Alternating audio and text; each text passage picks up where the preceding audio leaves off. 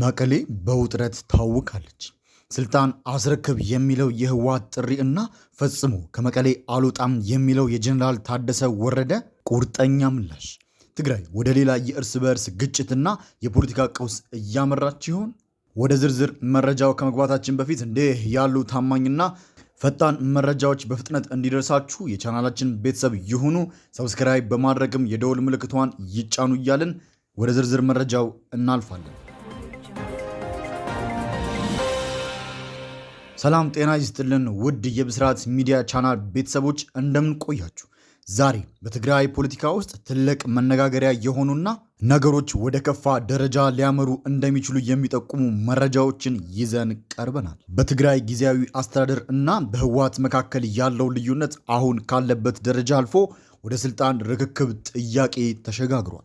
የህወሓት ቃል አቀባይ አቶ ሚካኤል አስገዶም ከቢቢሲ ጋር ባደረጉት ቃለ መጠይቅ የጊዜያዊ አስተዳደሩ ስልጣን አብቅቷል፣ ፕሬዝዳንት ሌተናል ጀነራል ታደሰ ወረደ ስልጣን እንዲያስረክቡ ጥሪ አቅርበዋል። እንደ ቃል አቀባዩ ገለጻ ጀነራሉ ሰላማዊና ዲሞክራሲያዊ በሆነ መንገድ ስልጣን ካላስረከቡ ትልቅ ስህተት ይፈጽማሉም ብለዋል። ህወሓት አሁን ላይ የጊዜያዊ አስተዳደሩ እየፈረሰ ነው የሚል አቋም የያዘ ሲሆን ከፌዴራል መንግስት ጋር ያለው የግንኙነት ገመድ መበጠሱንም በይፋ ተናግሯል።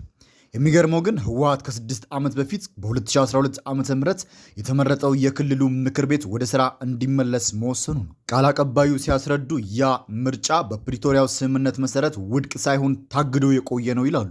በመሆኑ አሁን አዲስ ምርጫ ማድረግ ስለማይቻል የቀድሞ ምክር ቤት ተመልሶ አዲስ ፕሬዝዳንትና ካቢኔ ይሰየማል ብለዋል። በሌላ በኩል ግን ይህ የህወሓት ውሳኔ በፕሬዝዳንት ሌተናል ጀነራል ታደሰ ወረደ ዘንድ ከፍተኛ ተቃውሞ ገጥሞታል።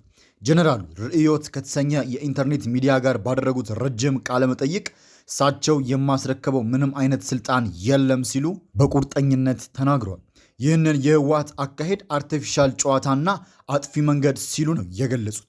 ጀነራል ታደሰ ከዚህ ቀደም መፈንቅለ መንግስት ለማድረግ እንዳታስቡት ብለው ማስጠንቀቃቸው የሚታወስ ሲሆን አሁንም በድጋሚ ነባር መንግስት ይመለስ የሚለው ውሳኔ አደገኛና ለተጨማሪ ጥፋት የሚጋብዝ መሆኑን አስምረውበታል።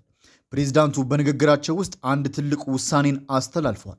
እሱም ከመቀሌ ፈጽሞ አልወጣም የሚል ነው። የቀድሞ ፕሬዝዳንት አቶ ጌታቸው ረዳ ላይ የተፈጸመው አይነት ስህተት በእኔ ላይ አይደገምም ሲሉም በግልጽ ተናግረዋል። ሁኔታው አሳሳቢ ቢሆንም ጀነራሉ የፌዴራል መንግስት ጣልቃ እንዲገባ ጥሪ እንደማያቀርቡ ገልጿል። ይሁን እንጂ እንዲህ ያሉ ትልልቅ ውሳኔዎች በጠባብ መድረክ መወሰን የለባቸው፣ የህዝብ መግባባት ሊፈጠርባቸው ይገባል የሚል ጠንካራ እምነትም አላቸው። አድማጮቻችን፣ በትግራይ ያለው ይኸው የስልጣን ፍልሚያ ወደየት ያመራል? ህወሓት እንዳለው ምክር ቤቱ ተመልሶ አዲስ ፕሬዝዳንት ይሰየማል ወይስ ጀነራል ታደሰ ወረደ ባሉበት ይቀጥላል?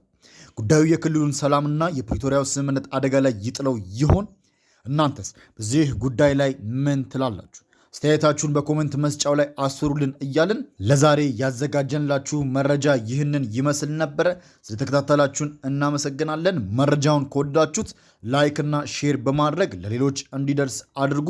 እንዲህ አይነት ጠቃሚና ፈጣን መረጃዎች እንዲደርሳችሁ አሁኑኑ ሰብስክራይብ ያድርጉ እያልን ነገም በሌላ አዲስ መረጃ እስከምንገናኝ ሰላም ቆዩ።